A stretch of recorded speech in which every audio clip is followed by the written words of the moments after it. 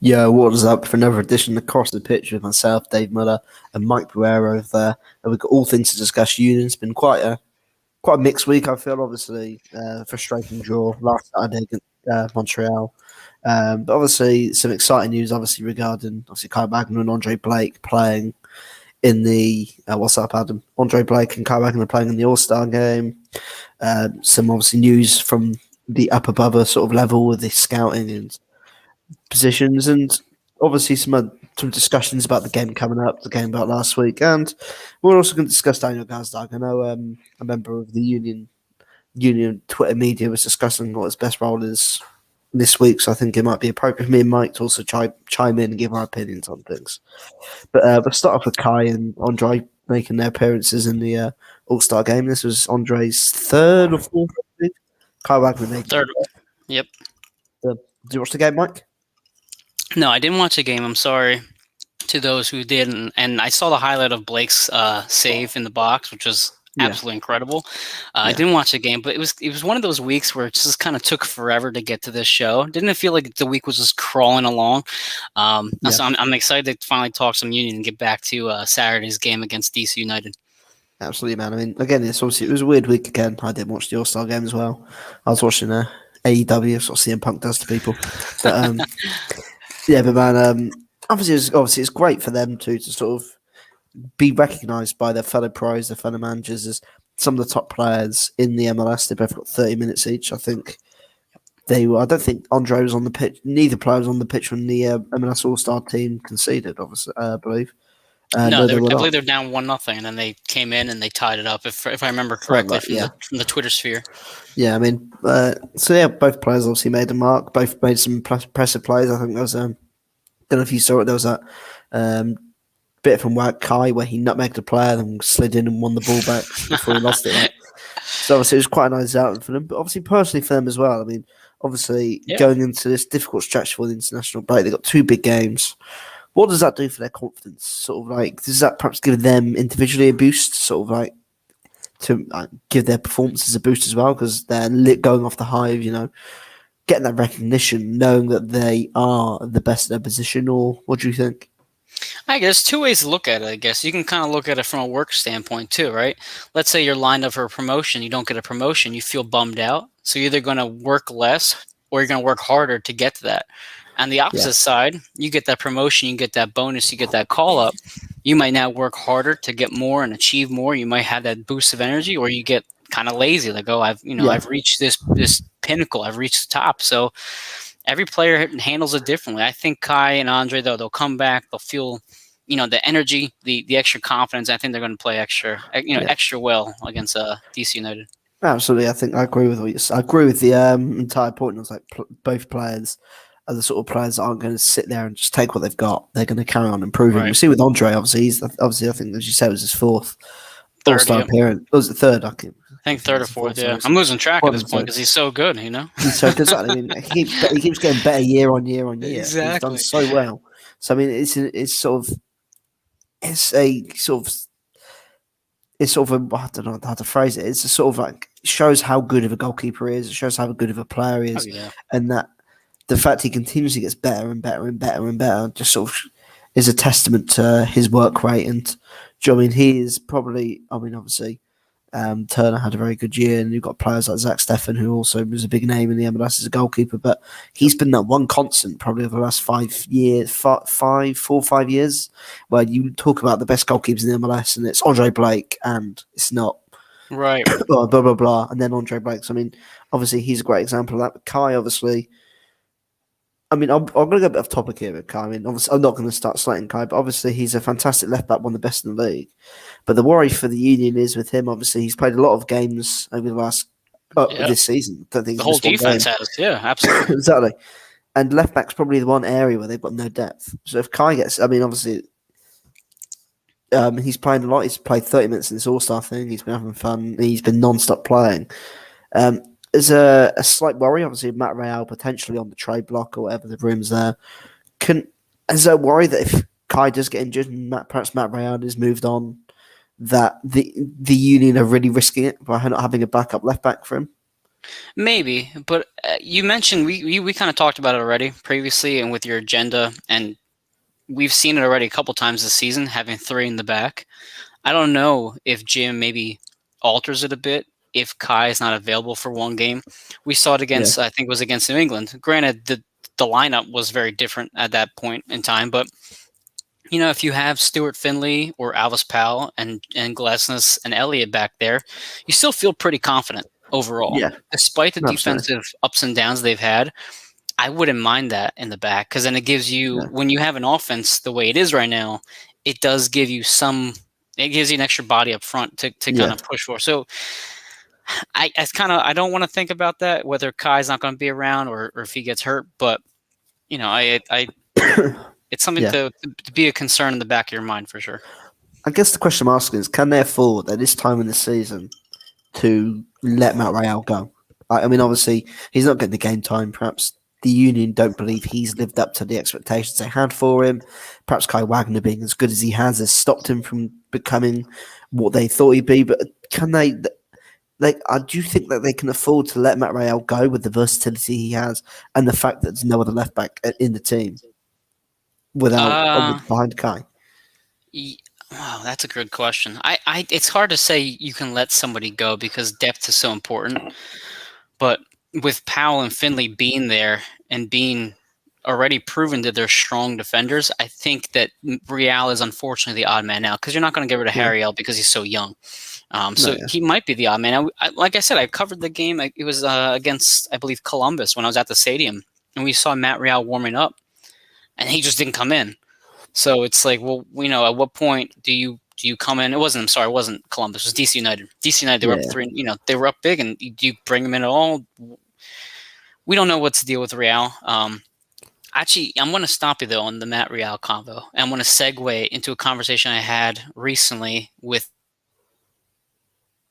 a couple fans over Fontana. Okay, so I got a discussion with a couple fans about whether Fontana should be in on the bench or in the lineup at all. Do you think he's earned it from last season?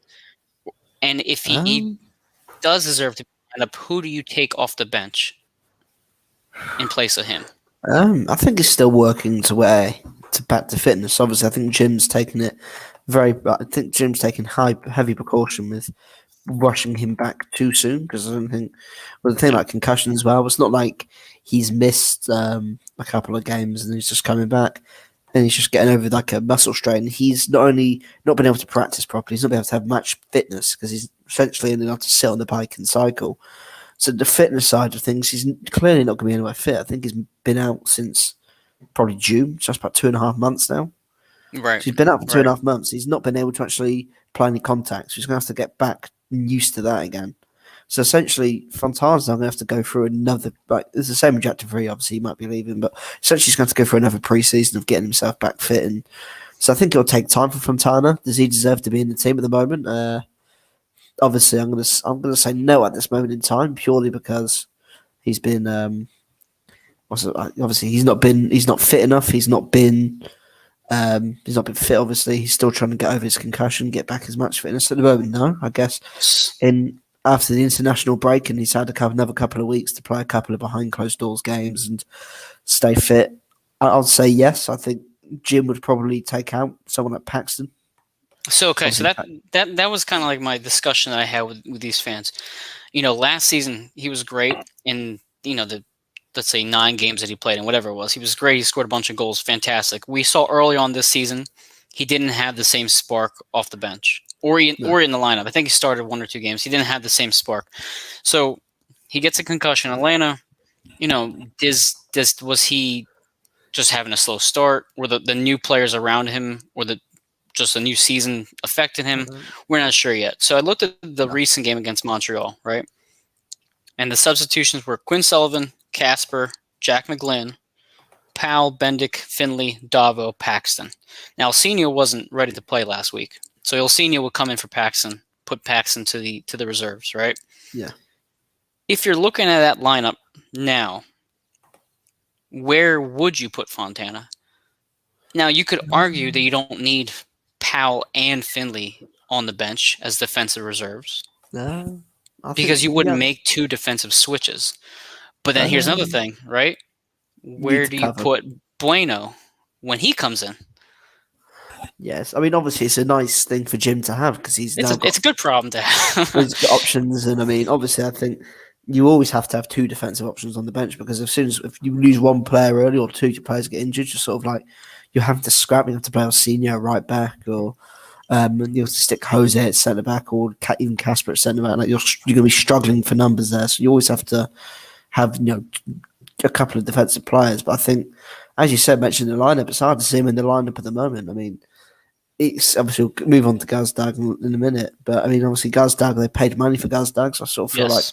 they're going to persist with him, irrespective of if he's having a struggle or if he's not living up to expectations. Obviously, Jamiro is a difficult one because obviously we know how good he is, but it depends how long he is still going to be here. Jim obviously sees Ali as undroppable. So Clearly, okay, even in his so school. this is it's funny because we were gonna preview and review these games, but once you get into this conversation, there's a lot to talk about with the lineup. Yeah, I think you nailed it on the head. Gazdag is going to play because of the money he's making and the move they made to bring him in. So yeah, he's unfortunately kind of stuck there. Um, I, I don't think Martinez can be benched right now because he has been playing pretty solid. Even yeah. his few mistakes, he's still overall a strong player and he brings a lot of heart to the team. Do you maybe put Flock on the bench? Um, Because offensively speaking, Flock hasn't really done anything that's no, and that's a problem. Is this team is struggling offensively. yeah, Defensively, yes, they're having their mental lapses with set pieces, with covering men, 1-on-1, with just not communicating properly. I guess you want to call it. But yeah.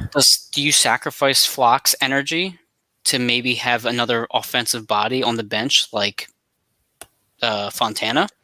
Do you Um, eventually say Ilsinho is not really like Ilsinho hasn't done anything this year that was no. anything of close to 2019?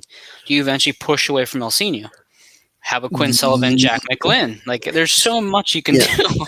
it's going to be unpopular, but I'm going to say yes to moving on from Senior. I think it gets to a Yes. point for a player like Kim. He's never going to be the same player that he was.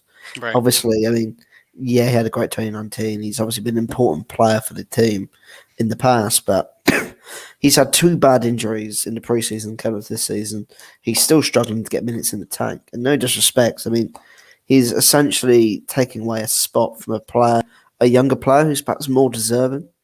Obviously, someone like a Jack McGlynn or even a Paxton, because Paxton's actually made a good impact when he's come on in games and obviously in the one start he's had, even Quinn Sullivan. I think obviously if you argued over the last 18 months, this season so far and last season, you could probably argue that Fontana has probably been just as important as Il Senior for the team. Yeah, I mean last season, think of how impactful Fontana is Yeah, on the very back end of that season. He's a huge reason as to why they won the Supporter Shield because of his ability to be a sub off the bench and yeah, score when they needed him to score the most.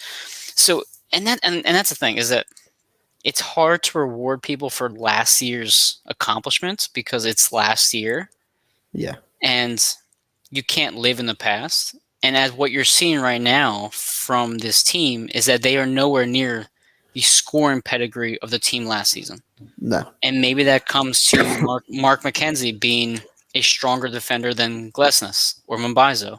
That maybe comes to Brendan Aronson, who no, not we are now Spark. realizing how great he really was and how great he is as a player. Yeah, It's tough. And then do you maybe switch the formation? Does Jim Curtin finally give in and say, you know what, let's do a 3-5-2 and and put another yeah, midfield in there? And then if that's the case, do Flock and Martinez sit in the back? What's the formation then? You know, or what's the yeah. No, lineup then, it's a not the difficult one. formation? Yeah, It's a difficult one, isn't it? I mean, obviously, there's a lot of options. Obviously, Jim's diamond midfield has worked well for a long time, but obviously it gets to a point where teams do start to realise how you play and what you deal with. And going back to Fontana, obviously, as you said, does he deserve a place in the bench? Does he deserve a place in the starting team? Starting team at the moment, no, but he's never going to be able to deserve a place back in the team unless he gets on the bench and comes on as a sub and makes an impact. And I think obviously he maybe Um, Obviously, people were hoping perhaps he could be a starting player from the moves the Union have made and the signs they've made. Clearly, they don't view him as a starting player with Gazdag and obviously Montero still being there. Flark, I don't see him as a starting player. Perhaps he is more of an impact sub and sort of a sporadic start. He'll start once in a while. Maybe that is his best role. We don't know. He's still very young. We've not really seen much of Anthony Fontana. It's So true. we So I think, yeah, I think that's sort of my overall summary of things. I think we have to wait and see. He has to get his chance on the bench. And I think Jim at some point perhaps is going to have to um, start to let go of these reliable old heads that helped him so much in And recent okay, seasons. and you're right, and I don't want to get too far ahead of us because this is kind of treading onto the Montreal review as well as the DC United preview. So let's wrap up the news and notes real quick, and then we'll get right into because I think we're about to touch on a lot of topics that Yeah. deserve talking about. Absolutely. But one last thing for the news and notes. I mean, obviously it's Paxton Aaronson's birthday, so happy birthday to him. A couple exciting things with McKenzie and Aronson. They made the U.S. roster for the qualifying team, so that's awesome. But you mentioned about John Shear, director of scouting, former Union Academy Yeah. talent recruiter. You know, what are your thoughts when you saw that come across? You know, what is your opinion on it? Yeah. I mean, obviously, it's an interesting one that the fact that obviously he's done an incredible job finding these young, talented players Yeah, over recent years. And again, he's worked to dividends. He's brought Jack McGlynn in. He's obviously gone out and found players like Quinn Sullivan, who people don't realise he has a German background. He has right. links with Borussia Dortmund. He's managed to help and get players like that into the academy, and I'm sure he probably played about on the Aronsons, getting the Aronsons in, Matt Real, Nathan Harriel. I mean, he's obviously had an impact and played a part in this, and I'm interested. I think it could lead to a different style of approach for the Union. Obviously, their transfer approach in recent seasons has been going over to the outskirts and lower divisions of Europe and find these Right. little diamonds in the rough, and that's what Ernest Tan likes to do. Perhaps they now look more inwards. They look at the rest of the MLS, the rest of America, for some, even if it's just like fringe younger players. They think their talent hasn't been unlocked yet, and they could unlock it with the Union. I think we could see a potential change in, not an entire change, but a potential small change in transfer approach. I mean, as opposed to going up to South America or going off to the third division of Germany, they might look in house, look at the USL, or do you know what I mean? I think it could really see we could see a change of transfer approach. Yeah, it's I think a lot of Union fans want to see international players come in and contribute. I know, like for example, like you sell Brendan, you sell Mark McKenzie, and people want to use that money to push it to signing a big name player, right? Mm. At the same time, the Union want to build their academy and use that money to help continue to grow from within. Yeah, So now having John, do the director of scouting, like how does that change? Does maybe he does go out and spend or help the process of getting someone from afar? We have yet to see what's going to happen. Obviously, just the news just broke, the other day. But I do like the fact that the Union keep promoting within. They keep the same culture, the same people yeah, involved, and it's obviously working. So it's great to see this continued growth from within, from top to bottom, from the front yeah. office to the field, all that stuff. So it's exciting. Absolutely. I don't think any fan should be upset by news like this. It should be promising for the Yeah, future that we're in the right direction. yeah. And then obviously, I But think the last yeah, piece of discussion, I think we have obviously, who was the yep. media? I remember you messaged me about it. Who was the media member who discussed Gazdag's position? I think you might have tagged me in the video. Do you know what I'm on Oh, about? I did. Yes, there was someone that it was a foreigner. I think I don't think it was a local reporter that talked about Gazdag. And they said essentially that they have to give him some more time, that he's watched him internationally because he watches Hungarian football. And, Yeah, he's a very gritty, kind of hungry to score player. And then we should give him some time to develop yeah, into this league. I don't disagree with him entirely. I don't necessarily agree with him because eventually, because we just haven't seen any sort of killer instinct from Gazdag, which I think was a lot of people were hoping for, was some sort of yeah, scoring, you know, mindset, but his finishing touch really hasn't been that great so far. Aside from the penalty No. kick that he scored on, which was a great penalty kick, don't get me wrong, he hasn't had a really impressive strike at goal that we're like, oh, okay, this guy can really score the ball. So I mean, Yeah. do you think that's fair for Gazak to give him some more time, or do you think we should start turning the wheels here a bit? No, absolutely. I think he deserves more time. He's coming to a new league, having to adjust. I mean, let's not forget he had no preseason. He essentially was chucked into the middle of the things with the campaign underway, with no visa. He went as soon as he came to the team, he went straight to the Euros and got injured there. So it wasn't as if he had a couple of weeks to get acclimatized with everyone, get to know Jim and all the players. He literally came in a couple of days later, was on the bench, and then went straight off to went to Budapest with Hungary. So I mean, Yep. yeah, I mean, I think it's gonna take time. Maybe we don't quite understand the role that he's going to play for the Union. Maybe Jim doesn't see him as a goal scoring sort of player. Maybe Jim sees him more as a creative 10 who can create things in attack. But yeah, I mean, obviously, with the formation that Union play, it's sort of like he's playing in that hole between the midfield and the strikers on the zone where he's having to essentially link the two up, where maybe that could be why he's struggling because he's isolated. And now, obviously, if you're playing against a couple of defensive midfielders, it's actually guys down against two guys. And we've probably seen it in a few games where he has been squeezed out of games. He hasn't had the impact we'd have liked him to have had. But yeah, I think it's going to take time.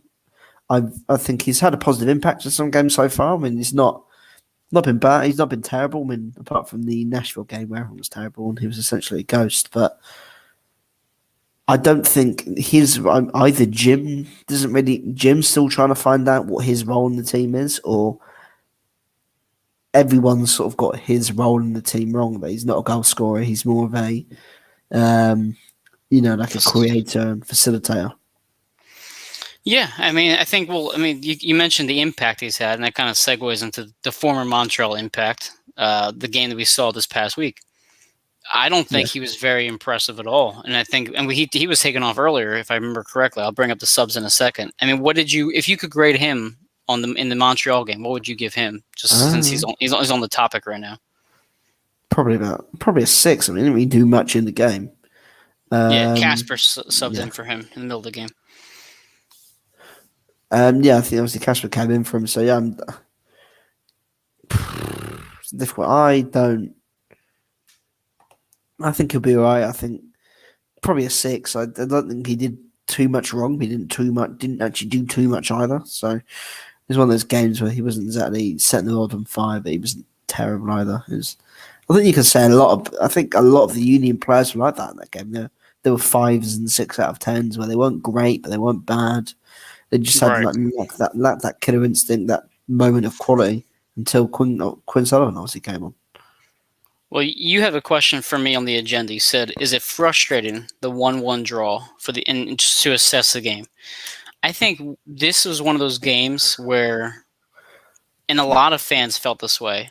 That like we've had a couple home draws already, and we've had a couple matches that have been underwhelming, right? Yeah. But I feel like this one in particular just left a really bad taste in your mouth. It was one of those where you kind of like had trouble after the game getting over it. And that's how I felt. As soon as it ended, I was like, man, that sucked. Like that really honestly sucked. Now I'm gonna take it from a bigger picture though, okay? If they win in DC, you will have gotten 7 points in 3 games. And if you had asked me beforehand, I would have said 7 points in 3 games is fine. That's a solid number. If they go down to DC and get 3 points on the road, do you feel better about the Montreal match, or how do you feel as a whole that they only got 1 point at home? I think obviously this football in general is a game where you have to have a short memory. Obviously, you can lose one in the midweek or lose week 4.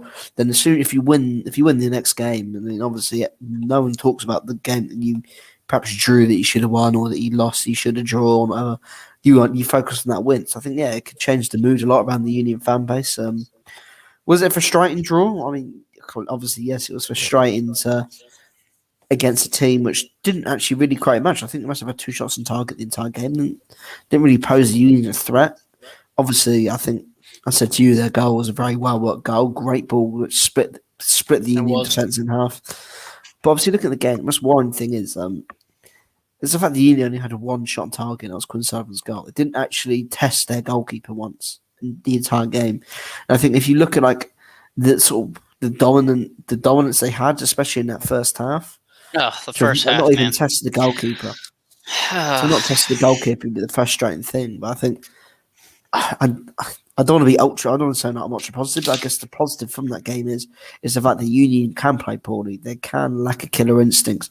They can struggle to create. They can struggle to get in a rhythm, but they can still come away without losing, which I think we've seen a lot this year. And again, it was another example of they've got enough about them to have that that one moment of magic to drag them back from the brinks of defeat. So I think that's the only positive I take from the game. But yeah, I think on the grand scale, if you watch the entire game, the amount of shots they had blocked and close chances, which they perhaps should have had on target, it was a frustrating game to watch. So I'm going to touch on a couple things here because you bring up a couple good points and based off your questions from the agenda. So for one, I asked Jim after the game about the goal that Montreal scored at the end of the half. For first of all, it was basically in stoppage time at the end of the half, which is unacceptable. You shouldn't be giving up a goal at home in that time frame. That's a different story, though. So he mentions how it was a poorly kicked goal kick from their keeper. He mentioned how it was almost as if his Union players didn't see it in time or didn't react to it in time. And next thing you know, they're kind of trying to catch up. They're caught off guard. And he just flat out said it was a stupid goal. That's what he said on the press conference. It was a stupid goal. We should be better than that. Yeah. So that's the one thing.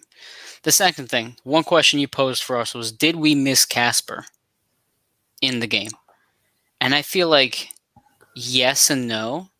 No, in the sense that because Burke and Santos did an excellent job getting behind the defense, and we saw it over and over and over. They were getting themselves into position to score, but it was almost like they were playing hot potato. There was one sequence in the box where they're literally passing the ball back and forth to each other within 6 yards from net. Just shoot the freaking ball.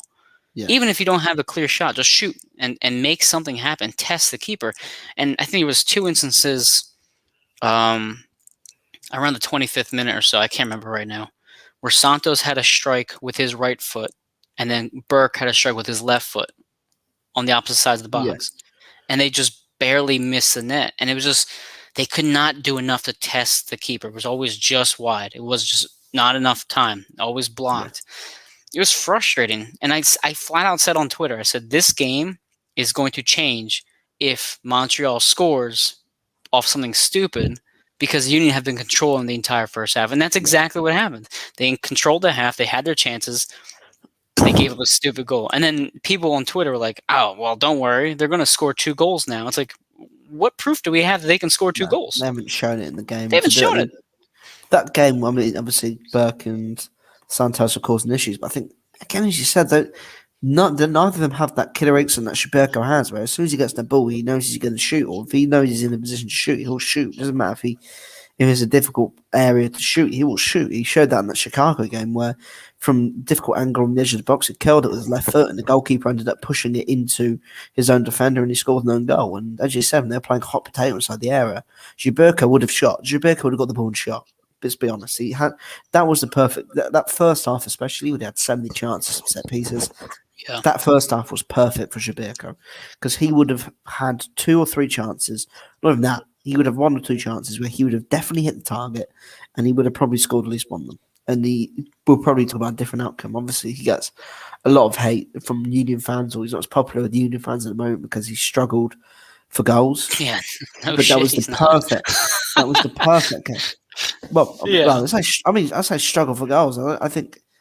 When's the last time he scored? I think he scored in the. He scored against Chicago and Orlando.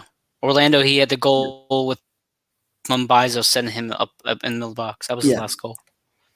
So I think it's been a while since he scored against Miami and Chicago. Yeah, so that I mean, so he's obviously he scores. He's a hot strike. He's a hot streak striker. But that was the perfect game. And you think both Burke and Santos, as great as they are, they offer perhaps a bit more than Shabirko for the way the Union want to play, fast counter attack, hit the teams on the break. But Gilberto has that bigger killer instinct where if he gets that ball, he's going to shoot. He knows he's going to hit the target. Where perhaps those two aren't as confident. But yeah, I think the Union miss Gilberto there, even as unpopular as he has been amongst the Union fans over the last few weeks. But also So as well, I was go going to ahead. say Yeah, go quickly ahead. as well. Obviously, bar the Montreal goal. Yeah, I can't remember them having another opportunity. So I mean, as frustrating as it was for the Union to that's concede true. Yes. that goal, they play. I mean, again, it was such a great pass. I'm not going to sit here and be like, oh my, it was a rubbish goal. I mean, they didn't deserve. I mean, obviously they didn't deserve it, but for the way they defended in that first half, you could argue they did Yeah. Montreal. But it was such a fantastic pass to split the Union defense in half, and I mean, it was one of the better goals the Union have conceded this year. I remember sitting there That's and true. thinking, Yeah. crikey, that was an incredible ball played across the box to not only find the oncoming man, but to take out two centre halves in that pass. It's sort of like fantastic. But apart from that, obviously, can you take a positive out of it? The fact the Union didn't really look threatened apart from the goal. Yes and no. I don't know. Like again, this is one of those matches that bothered me. It really bothered me. So now, some people said the Union didn't play with any heart and they looked lifeless out there. I disagree with that only because they continuously find themselves back in the match. They always score a goal late. I think one statistic showed like 20% of their goals have come late. So they know how to continue to keep themselves in matches. I'm not going to say this team lacks heart, Yeah, but it's hard to take positives away when you're home controlling a match and you blow it off something stupid. yeah, As Jim Curtin said, that was Jim Curtin's word, not mine. Stupid. Like, so, I mean, one positive I'll say is the Quinn Sullivan impact that he's had, because yeah, again he comes in and he forces his way. I mean, first of all, it was a great pass by Elliott. He could have done something, where chipped into the box further, taken a shot. He saw Quinn at the top of the box, so I applaud Elliott for having the vision to find Quinn at the right moment. yeah, But if I'm looking at the substitutions right now, Sullivan came in at the 81st minute for yeah. Mbaizo. Why is a player who is making such positive strides offensively coming in the 81st minute, listening it for so long, and then on top of that, to put the icing on the cake, and I'm sorry, give me 1 second as I go through my phone real quick. Alejandro Bedoya comes in the 57th minute For a for striker, Corey Burke. So where's the logic behind it? Now, I feel like Jim in against NYCFC had the smart substitutions. He saw Gazdag and Shabilka were not playing well. He made the right substitutions at the right time. I applaud him for that.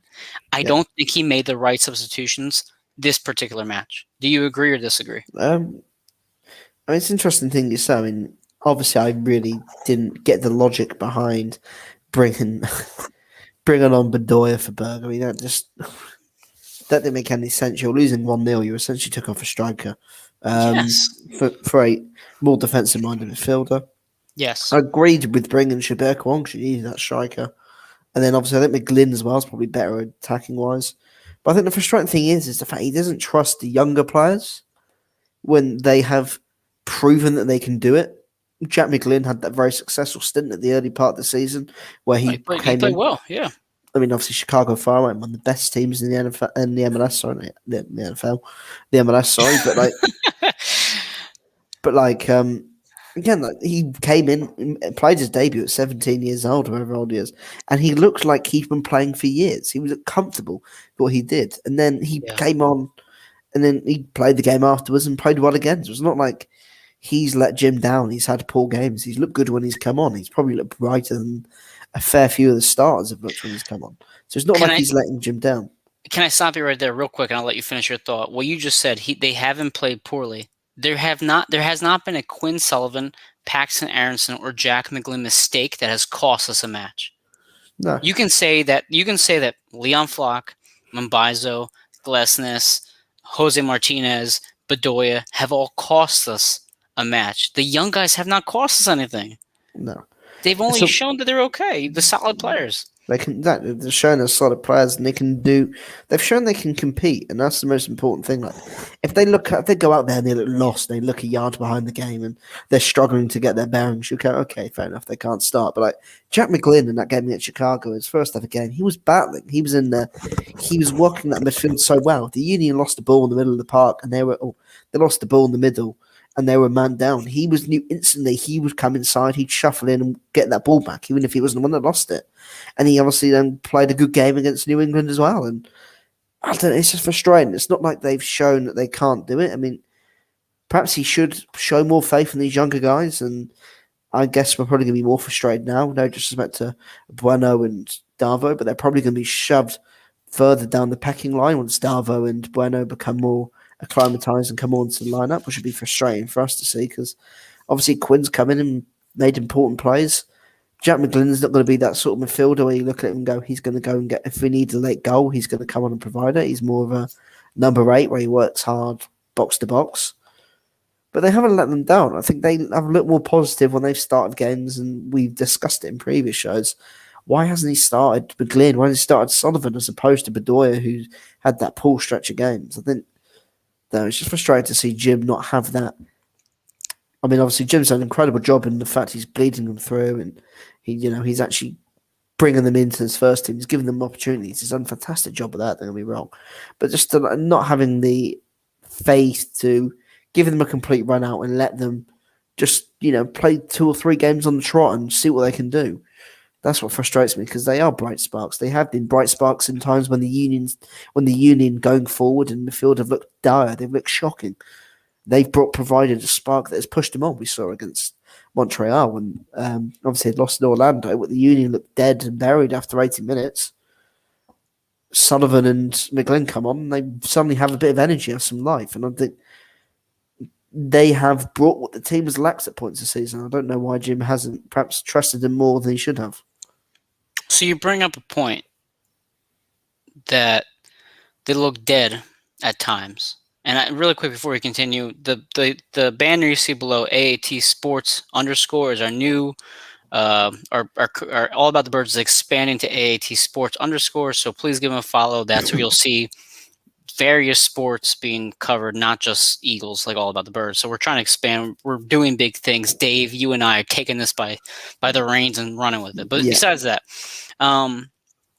you mentioned how many times have we said already this starting lineup looks stagnant?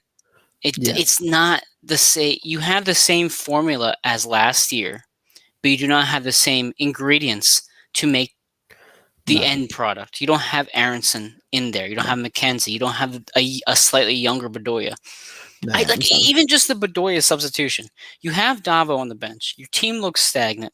Why are you bringing him in to chase a game? It doesn't make any sense. And just give Ali a rest. Give him 1 game off. What's that going to hurt if he has 1 match off? No, exactly. He's 34, 35 years old. He's not going to get to a point when he breaks down or he can't. He's going to get injured or something, and then just sort of like looking at it and thinking, well, we've lost the captain. We haven't got that's another player the Union don't have. Obviously, looking quite healthy at the moment, but as you said, it's just give the guy a rest. He's going to not only will Bedoya benefit from a rest and a couple of games off just to get his bearings back, get fit, regain some match fitness and rest. The team will benefit from it because Bedoya will be better coming off rest as opposed to being tired and coming into games looking tired because he has looked tired. And you look at some of the games, as you said, regarding the Club America game.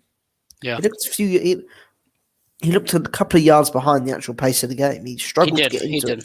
Struggled to acclimatise to it, and that's the big issue. Is the fact that the player like him, you can't afford to run into the ground at this point in the season where you're in the middle of it. You're pushing for the playoffs. I mean, being realistic now, the CONCACAF Champions League's out the window. I don't see them recovering the 2-goal deficit, especially if they concede. They can't afford to concede a goal, and I think they will concede a goal. But yeah, again, it's just I think Jim needs to have more faith in these young guys, and whether it comes before the international break, after the international break, he's got to show more faith in them and the fact that they can do a job for this team. They can perform when asked upon. Right. And they've shown it. They've not let this team down when they've been on. They've been bright spots. I keep saying they've just not let them down. I don't think they've done anything for Jim to look at and go, wow, Quinn looked a bit weak in this game where he struggled to get fit, involved. Jack was sort of a bystander where the game evaded him for the entire game. He was just sort of a passenger in midfield. They haven't had moments like that. Maybe the only player obviously Paxton looked positive against New England, but Yeah. Paxton perhaps is the only player I've looked at in the game when he's come on and looked at and gone, maybe he's not entirely ready. Obviously, he looked good against New England, Yeah. but He's still a a kid. couple of You can games, see it. exactly, he's a kid, but a couple of games have sort of bypassed him. He struggled to get involved. Whereas the other two have. Obviously, Quinn came on, scored the bicycle kick.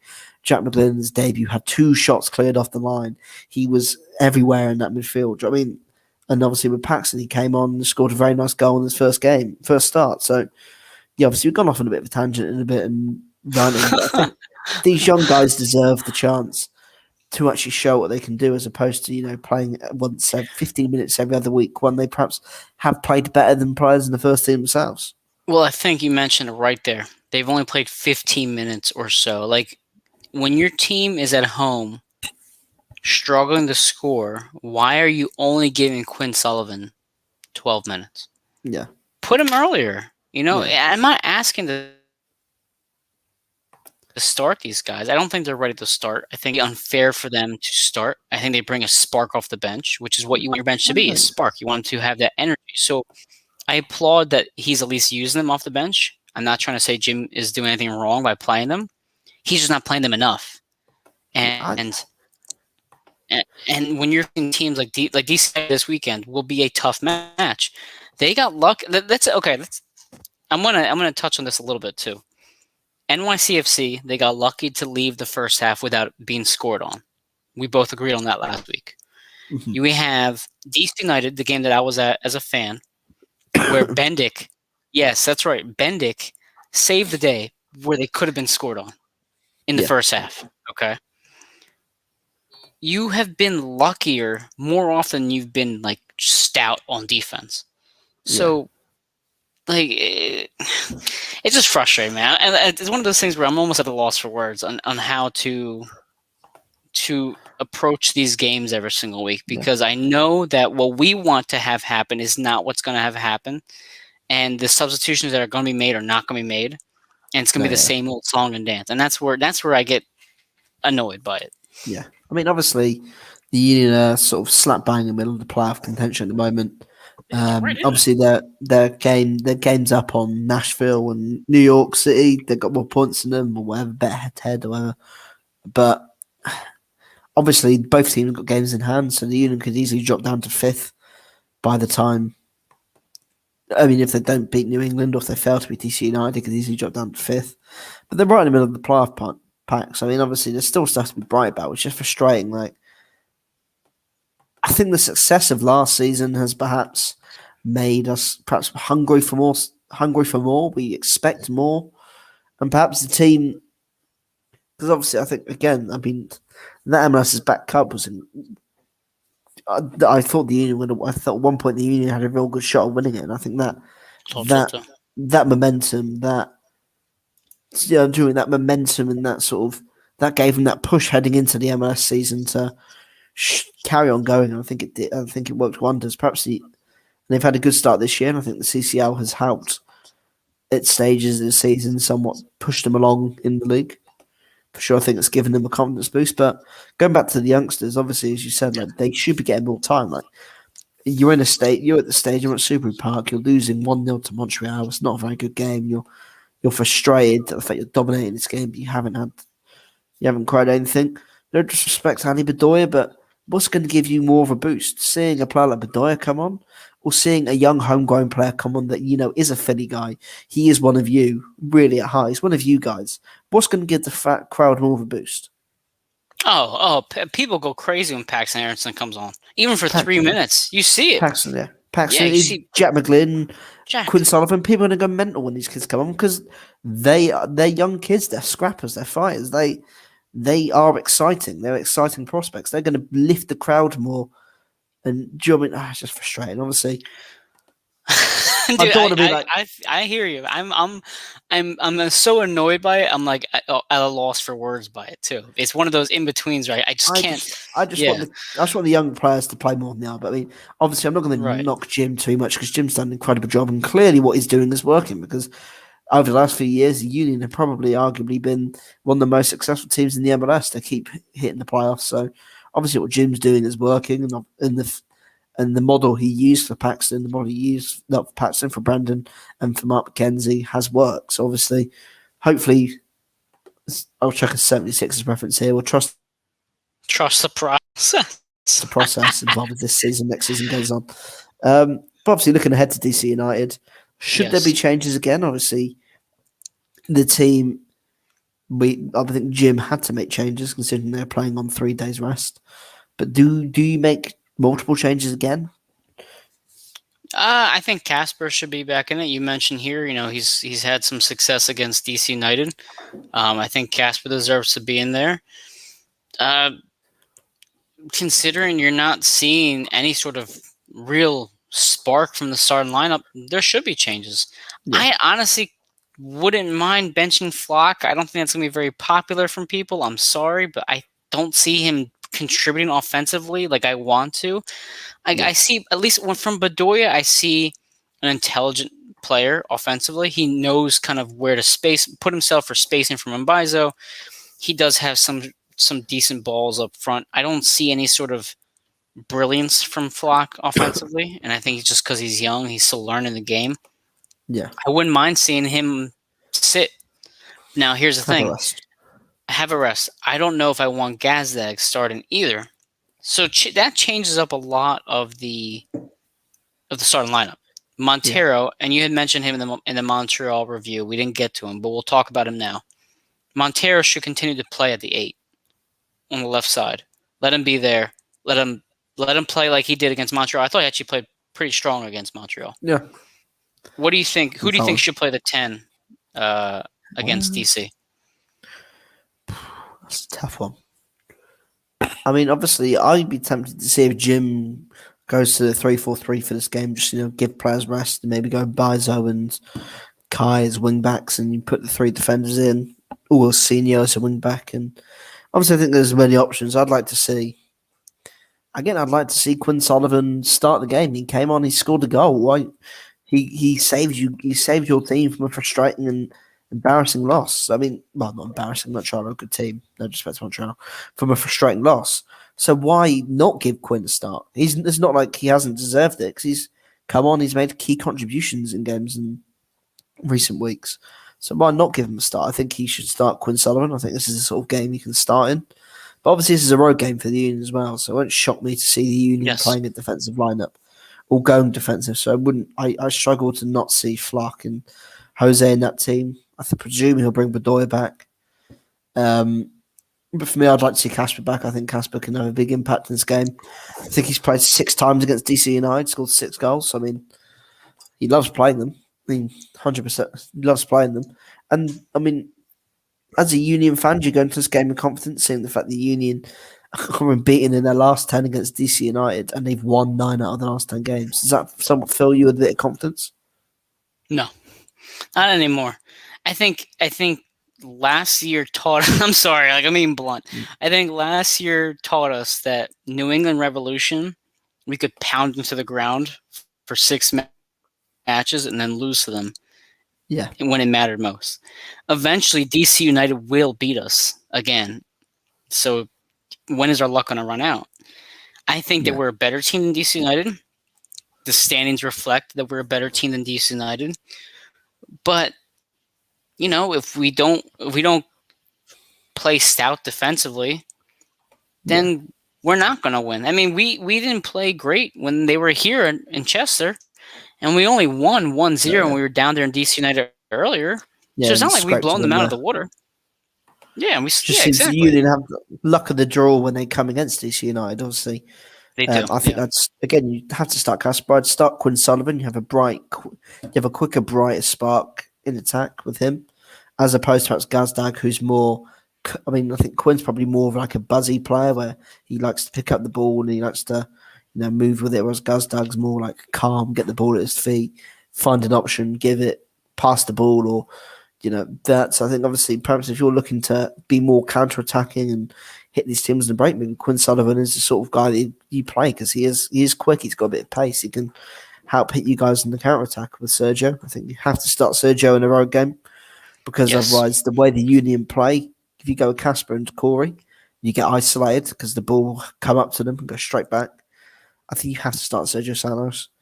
But yeah, obviously as well, I mean, looking at these last 5 games for DC United, they have really shown some defensive frailties. So going over the last 5 games, obviously they lost 2-1 at home to Atlanta United.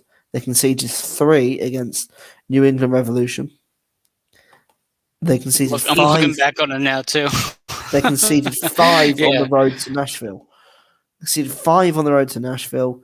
Obviously conceded against Montreal. And although they beat Columbus, they can still concede a couple of goals. They haven't kept a clean sheet in 5 games. They've been struggling to keep clean sheets. And so, I mean, is this the sort of game perhaps where the Union might go a bit more with an attacking output, look to take control of the game early and expose their defensive fragilities? So I'm looking. So last week, if we look at the comparison of the numbers, Montreal and the Union were fairly close in goals scored. Okay, but defensively, Montreal had given up more goals than the Union had so far this season. We already know that 2 of the goals for the Union were own goals, so you can argue that the number is a bit inflated than what it really stands for. Kind of like fluke crap. And when we saw the first half of Montreal, was what I expected from the Union is a team that's pushing a team that is going to give up goals. And now I'm going to bring up this match's numbers. DC has scored 32 goals. Philly has scored 27. You could argue that the Nashville game kind of inflates that number, but not the Nashville game. The Columbus game. They scored 4 goals against Columbus. You could say that maybe that is kind of a bit higher than what this team actually is capable of doing. But DC United have given up 31 goals so far. The Union have given up 20. That's a big difference in terms of your defensive abilities. And you've mentioned the last 5 games. That is where that number has gone from even to the Union to skyrocketing high. Yeah. So here's what I want, Dave. I want to see the Union look offensively like dominant in one game this season. I want them to look like DC. We saw it against DC United, and I'm sorry, Toronto. Yes, thank you. We saw it against Toronto. We saw it against Portland. I want to see that again, eventually, to give me some hope moving forward. Because I believe in this defense enough that they'll only give up 1 goal a game. I don't believe in this offense enough to think they'll score more than 2 goals a match. Because they don't do it that often. That's just facts. They don't do it. Yeah. I think, again, as you said, I think this could be viewed as a game where they can be perhaps a bit more free with their attack. We know when the Union play on the road, they like to sit back, soak up pressure, hit teams on the counter. Or, do you know what I mean? Perhaps this is a game where Jim Kerr might look at it and go, we're going to be more aggressive. We're going to look to dominate this game. So, I mean, it could be the perfect game to do so. It's not like they're playing a team that has conceded 15 goals this year and you're going to have to sit back in and take your chances. So, I mean, DC United will give them chances, obviously, as well. So, yeah, they need to. I think this could be a game where they could perhaps take advantage and perhaps be more free-flowing in attack, whereas they usually have a structure of when they do go forward, keep the ball, keep it simple.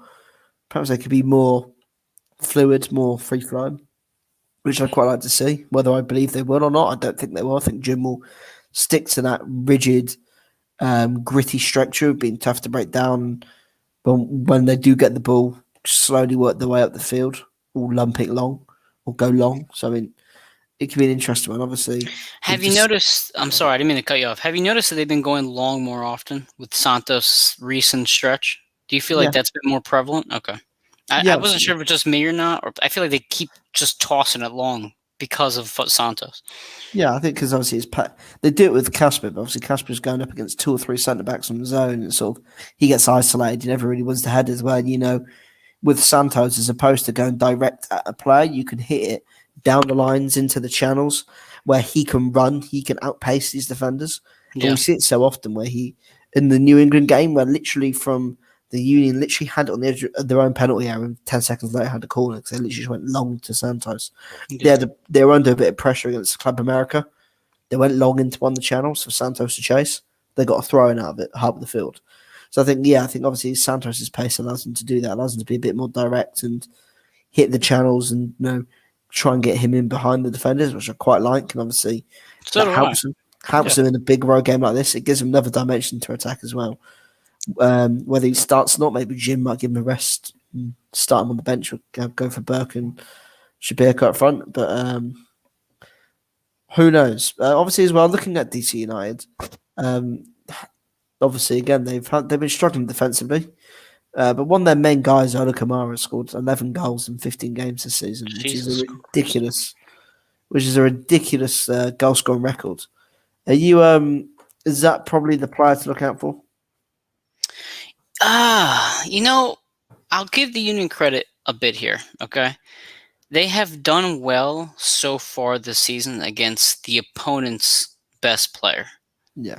And I give credit to Jose Martinez and or Leon Flock, whoever played the 6, because that's really their job, is to stop the 10, the best player, usually on the pitch. So I'm not necessarily concerned. I think last time they played DC United in DC United, they did well defensively to kind of stop the 10 in that regard.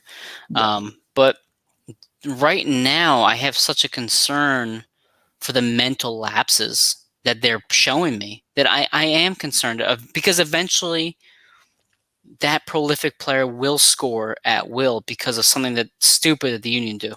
So this is tough, and I'm looking right now on the sports books. When I saw on FanDuel, DC United is favored plus 115. The Union are plus 200. So the Union are dogs coming into this, and I think rightfully so. And I think someone like Kamara could punish them for what they've shown recently.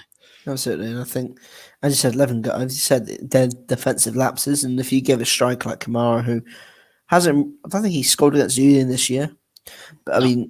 I mean, if you give him the moments, he will take them. He will score. Probably also got 11 goals and 15 is an incredible record for a striker. But again, I think I'll be interested to see if Jim Curtin does go to a throw at the back, considering Atlanta DC like to play 3-4-3. That's probably the 3 at the back. So obviously, it can stop the Union from being overloaded in midfield with them having more players in there. Or I'd be interested to see if Jim tries to counteract it. Maybe goes 3-5-2 and goes to Bizo and Wagner at wing backs, and then has a midfield 3 of Gazdag, Sullivan, Bedoya, Martinez, Flark, whoever else. Perhaps tries to counteract that and equalise or level out what they're coming up against. So I'm gonna put you on the spot here.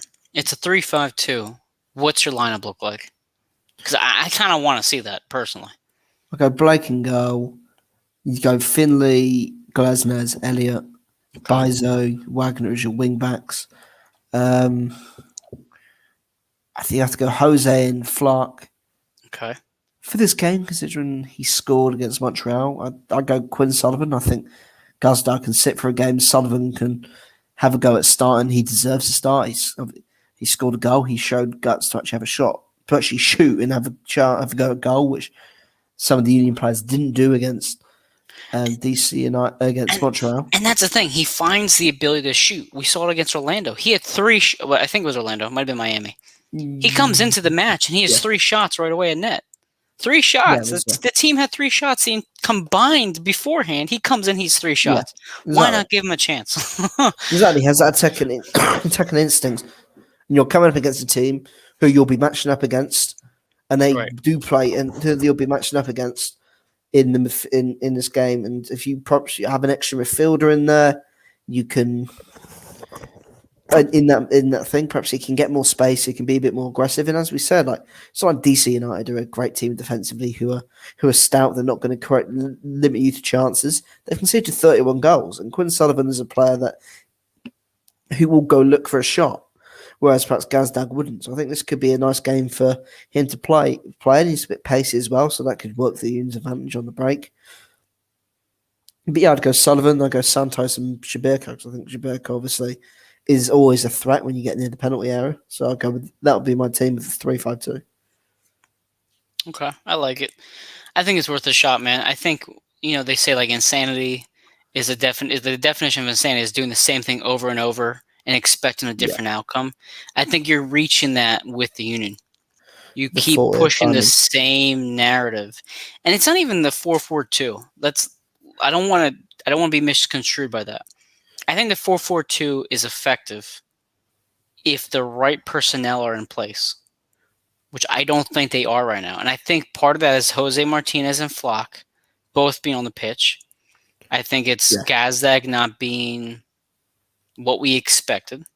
I think it's the strikers being way too streaky. Yeah. I think it's Glesnes and Elliott. Well, no, not Elliott. I actually think Elliott's been more stout than Glesnes. I think it's Glesnes being a bit careless. So I don't think it's strictly the 4-4-2. I think it's the way the players are playing in that system. Because last year you saw the 4-4-2 do well. Yeah. But I just want to try something different because it's obviously not working. And Dave, let's take a step back here and look at the positives, okay? The Philadelphia Union are in third place in the Eastern Conference at 32 points. They've been playing just above average, and they're still right in the thick of it. Yeah. I mean, they're there. I think that's a sign of a good team is the fact that they can play badly or poorly, or ineffectively, and still get results. They can still not lose games. They can still grind things out, which I think obviously this team's a very good team, and I think Jim Curtin deserves a lot of credit for not only having that team spirit, not only bringing in that team spirit and allowing players to never give up, and we've seen it in games against Atlanta United. They looked dead and buried at 2-0 down. 5 minutes later, Corey Burke scores, and Jackie Glesnes has probably scored the best goal in the MLS this season. We saw it against Inter Miami we've seen it against teams like Orlando. Yes, they might have lost the game, and it was frustrating, but they didn't give up. They immediately got back into the game. They scored through Casper. They didn't give up. And I think that's probably the one thing that we'll look at this team is the fact they don't give up. They have a high team spirit. They work hard for each other, and even if they are playing poorly, they can still find their way back into the game, which I think is so important. And Jim Curtin, as much as we perhaps have moaned during this podcast that some of his decisions perhaps not give the younger guys more starts and more minutes, he's done an incredible job to actually have this team fighting where it is. Where if you compare the resources that teams in the Eastern Conference and around him have, like teams like Orlando City, NYCFC, Atlanta United, and New York Red Bulls, Inter Miami, they've got so many teams have fantastic revenue streams. There's some fantastic ways to bring in players. Inter Miami has World Cup winner Bryce Matuidi and Gonzalo Higuain. That team, they're no mugs. Rodolfo Pizarro who was one of the best players in Mexico. So I mean, they have some fantastic resources, and the fact they're able to compete with these teams week in week out, and they aren't losing to these teams. Absolutely, that's a credit to Jim and the fact he's Joey. So Jim's doing some fantastic stuff. I think we're probably being a bit more minor, a bit more petty for what we would like to see. Obviously, Jim probably knows it better, but again, he's done a fantastic job, and I'm looking forward to hopefully this Saturday because I think we've seen it quite often this year. Whenever the Union have had a bad game or had a bad game or two, they always come back. They always come back and answer and respond with a very good performance or very good results. I think we could see one this weekend, hopefully. Yes, I think you're right. I think as much as you want to see Jim get the most out of this team, and I think a lot of fans are frustrated because you see the depth this team has. And I think it's the pieces of the puzzle just aren't quite in place the way we want it. Yeah. I think that's where the frustration for Jim is.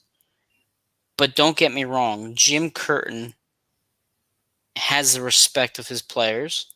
And you can see it by the way they run to him after they score, the way he reacts to them scoring, the way the players commend him and compliment him in the press conferences. These players love Jim. They love to play for him. which is almost half the battle sometimes with the coach. Yeah. Whenever you're a leader, a mentor, supervisor, boss, whatever you want to call it, having respect from the people beneath of you is half the battle. Yeah. But you have a tall task ahead of you. You have a tough regular season with a lot of strong teams ahead of you, and you just need to get the most out of them. And we're hoping that DC United is not a match that you just look terrible. It's the same old story. I don't want to see the same old story. If you're gonna lose for a different reason rather than the same exact reasons every single week. That's what I'm looking forward to. Just offer something different. I think obviously Jim's done an incredible job. I mean, it's hard to not hate Jim. I mean, we don't hate Jim. We've made it publicly known how much we love the guy. He's done a fantastic job. So sorry if it has seemed he's like awesome. Yeah, we've been piling in on him this podcast, but some frustrations that, I mean, perhaps last season's successes perhaps changed our. I think it has. Last season has changed expectations for Union fans 100%, a 100%. as a whole. So I mean, obviously, perhaps I think if you'd have told us last year that the Union would be playing like this, and I think everyone like, yeah, it's just great. We'll take that every single day of the week. But obviously now with the fact they did really well in the MLS's back cup, they did really well in the MLS, they won the Sports Shield. They're now obviously in the CCL. They're competing. They're going to probably go out to Club America, but they're competing. They're working hard. I think the expectations have changed, and that's probably going to see more people moaning and groaning about Jim. But I don't think it's going to change people's opinions. I think we've got high expectations. We are expecting more than we have done in the past. And I think the fact that the other Philly teams are doing so poorly puts more pressure on the Union, for Union fans in particular. So if you're a non-Union fan and you're watching the soccer team, you don't really give a shit about the Union if they do well or not. But for me, I'm a diehard Eagles fan. I'm a huge Sixers fan, Phillies, Flyers, whatever. When the other teams are struggling and I see the potential the Union have, I get more annoyed because I know they can play better than what they are, and I want to see them succeed. So I think we just want Jim to be good or great, not good. And what he's mentioned earlier, they're good right now. They're not great. Yeah, but it's about everyone, not just Jim, everyone included. Yeah, exactly. Making that big step up to becoming great. So I mean, hopefully in the next couple of weeks we'll see this team carry on, get back to that standard they were at last year. I think obviously which we hold them to such a high standard now because of the incredible work they did. So yeah, I mean, obviously, I agree with that. If it seems like we've been piling on Jim this podcast, we aren't saying we don't like. We're not. I don't expect. Not saying we're piling in on him, but we're just frustrated.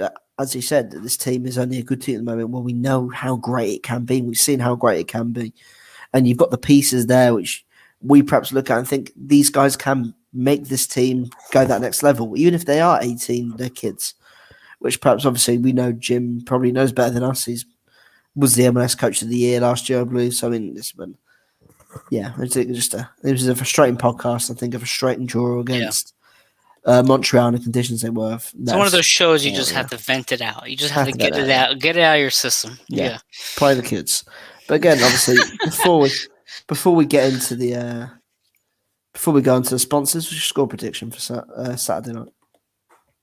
I'm going to keep it real with you. I think it's going to be 1-1. I don't think they leave that with a win. I think it's going to be a draw. Soon they've won 9 of the last 10 games against DC United, and they're unbeaten in 10. Obviously, you could easily look at it and go, yeah, I think the duck could be broken. It's one of those games where you look at it and go, this is going to be broken at some point. But I think I'm confident for this game. I think they'll bounce back. Give me your score prediction real quick because I want to tell you something about the odds. Go ahead. I am going to say 2-1 Union. Okay. You want to hear this? Yeah. I have a credit book. The Union are currently minus 250 to score under 1.5 goals, but they're minus 180 to score over 1.5. DC United, on the other hand, is under 1.5 goals, minus 150, over 1.5 goals, 110. So the sports book suggests it's going to be a 2-1 DC United win from what I'm seeing right now. So I'm hoping that you're right, and I'm hoping they turn it around because at this point in time, they're going in their dogs. Despite their track record against DC United and despite DC United's recent defensive woes, for some reason, they're still the underdog. Yeah. despite being the I third think, best team in the conference. So yeah. I think the issue is, especially at this sort of level, is well in this sort of league, is you're always going to be the underdog on the road. You're never going to be the favourite. You're going to struggle to be the that's true. favourite. That's true. That's true. And I think you'll look at most of the games across the MLS over this weekend. I think most of the road teams, if not all the road teams, will be considered the underdogs. Let me just quickly try and find the other prices for the rest of the games this weekend, because I'm convinced that pretty much all the road teams will be underdogs. There you go. Yeah, I mean, yeah, literally every single team on the road this weekend is an underdog. As you'd expect, unless it's like Yeah. Seattle Sounders against FC Cincinnati or something along those lines. You're right. Yeah. It is going to be that, but it's just frustrating because I know they're a better team, and the way they're playing and the way the lines are showing is that nobody thinks they're the better team right now. No, yeah. That's what kind of frustrates me the most. Yeah, and though I agree with the lines that are in place, it's just annoying. Yeah. So, I mean, But yeah, obviously, I mean, it yeah, works in their favour potentially as well. But yeah, I mean, it's a big game. I'm confident. I'm slowly confident that they can get in there, get a good result, and get out of there, similar to what they did earlier in the season. yes, Obviously, before round up show, we have to get paid as a website, so let me hit it up. Obviously, first off with Manscaped. If you're looking for the perfect gift for your man, why not get him the Manscaped Lawnmower 4.0? You heard that right. The Lawnmower 4.0. Get 20% off and free shipping with the code AATBirds at manscaped.com. Imagine surprising your man with a sleek, well-designed and optimized body hair trim that says, "Your balls will thank you." That's 20% off with free shipping at manscaped.com and use the code AATBirds. Now with OddsJam is the number one software platform for sportsbook bandits. Their software shows you how to make risk-free cash on FanDuel, DraftKings, and other sportsbooks with their arbitrage calculator. So never lose a bet again. Sign up today at oddsjam.com. Obviously with the link below. And then with Statement Games, obviously Statement Games is a fun new way for fantasy sport players and for you if you enjoy like entertain your fancy entertainment sports. So you can win gift cards, prizes, and so much more, and it's free to sign up. So sign up now at the link. I don't know if we got the link. Yeah, we've got the link below. yep, it's right there. And then obviously 99 Jerseys is very popular. It's a very popular site with us, all about the birds. We know our guy Chip loves wearing those jerseys. So go to 99jerseys.com and get 20% off your next order by using the discount code AATBirds20. Check out their wide selection of quality kick-ass jerseys, your favourite sports movie characters and throwback jerseys, some of your favourite stars. So again, order at 99jersey.com and save 20% off by using the discount code AATBirds20. And then obviously as well, we have our own gear, the All About the Bird shop. So you can get your across the pitch gear and all the other All About the Birds and all about the sports network gear on the atbirds.com/shop. And there you go. That's sick t-shirt there. And then as well, we've got all our social medias. So like if you've been watching this on live with us on Twitter tonight or Facebook or YouTube, you can rewatch not just our shows from this week, but in the past, any show on the network, on any of these sites, if you want to see our ugly mugs as opposed to listening to just our voices. But obviously, as well, make sure to go follow us and like and subscribe if you want to keep up to date with everything all about the birds / all about the sports, because we're in the middle of a sort of a brand rebrand at the moment, which hopefully will come more to light in the next few weeks. Very exciting. Right there. That's a All new. that right there. Yep. And obviously, you can follow us for all the latest content on Facebook, Twitter, YouTube, and Instagram. And if you missed a show, you can catch all of our content on YouTube, where you'll see our ugly mugs. And on Apple Podcasts, if you just want to listen to our voices, you need to stick your headphones in whilst you're doing work. So again, subscribe to get notified of any new content and leave the page review. And obviously, before we go, I believe we had some very exciting news on the All About the Birds network, or the All About the Sports network, just this week. Let me go on the page now because I believe me and Mike want to sort of bring it to life. Yes. So on Tuesday nights, I'll tell you this right now.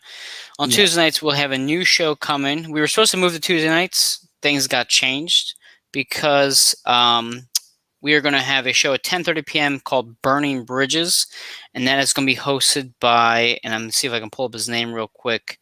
His Twitter name is UKNOME Big. I believe he's a former O-line player. It's going to be Burning Bridges at 10:30 p.m. on Tuesday nights. He's It's going to have some great takes on the football and the Eagles season coming up. So Please give it a follow. Like I said, All About the Birds is changing to AAT Sports _ right there on the Twitter handle. Give it a follow. It's going to be a lot of fun. There's a lot of stuff coming. There's a lot of stuff coming on the network. Possibly be. And as well, Mike, you've also got your own new pre-recorded show coming up on college basketball. Yeah, I don't know what it's going to be called yet. I'm trying to find a name for it, but I'm going to be doing a probably like a 34-minute pre-recorded college basketball show, probably once a week, saying, hey, what's the upcoming games look like? What did last week look like? What's the betting lines look like? As you know, Dave, I'm a big college basketball fan. I won the college basketball NCAA March Madness bracket for All About the Birds last season, so I gotta repeat this year, and I gotta show that I still got it this season. So tune in soon for what I have to offer with college basketball. Yeah. And obviously that is pretty much a wrap up of our show this week. Obviously, make sure to follow AAT Sports _. Also follow About the Birds. Follow myself, Dave Miller at Dave GFC Miller, and make sure to also follow Mike Barrera at mbarrera1323.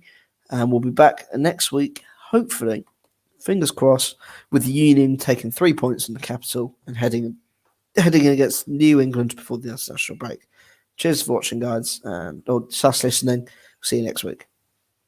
Dupe. Here's a commercial from Manscaped. Attention, listeners across the galaxy, all the way from Australia to Houston. Do we have a pube problem?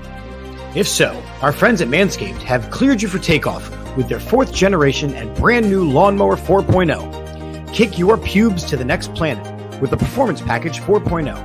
The orbits in your pants will feel like you're in zero gravity when you use the best tools for the job from the leaders in male grooming. Join the 2 million men worldwide who trust Manscaped and get your rocket ready for takeoff by going to manscaped.com for 20% off and free shipping with the code AATBirds. Ready for an out-of-world experience, fellas? Look no further than the Performance Package 4.0 from Manscaped that has just taken off in not only the USA, but Canada, the UK, across Europe, Australia, South Africa, and Singapore. Inside this package, you'll find their Lawnmower 4.0 trimmer, Weed Whacker ear and nose hair trimmer, Crop Preserver ball deodorant, Crop Reviver toner, Performance boxer briefs, and a travel bag to hold your whole solar system. First, scheduled for liftoff, new Lawnmower 4.0 trimmer. This spaceship is here to guide you on a journey to trim your body, balls, butt, and even Uranus.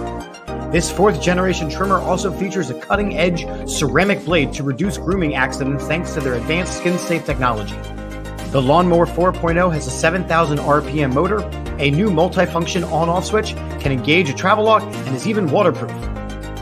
The Lawnmower 4.0 also has a 4000K LED spotlight you can turn on and off when needed for a more precise shave throughout your travels across the universe. The Performance Package 4.0 also includes the Weed Whacker. It's like having a little astronaut to chop your worst weeds up top in your nose and ear. The Weed Whacker is also waterproof and uses a 9,000 RPM motor-powered 360-degree rotary dual-blade system. This nose and ear hair trimmer provides proprietary skin-safe technology, which helps prevent nicks, snags, and tugs in those delicate holes. Don't forget to use Crop Preserver ball deodorant and their Crop Reviver to help your little planets be on their A-game while feeling the sun's heat. Manscaped even threw in 2 free gifts to their Performance Package 4.0, the Manscaped Boxers and the Shed Travel Bag. Abort hairy balls and Buzz Lightyear that Woody with Manscaped. Get 20% off and free shipping with the code AATBirds at manscaped.com. That's 20% off and free shipping with the code AATBirds at manscaped.com. For a clean trinity and beyond, your Spaceballs will thank you.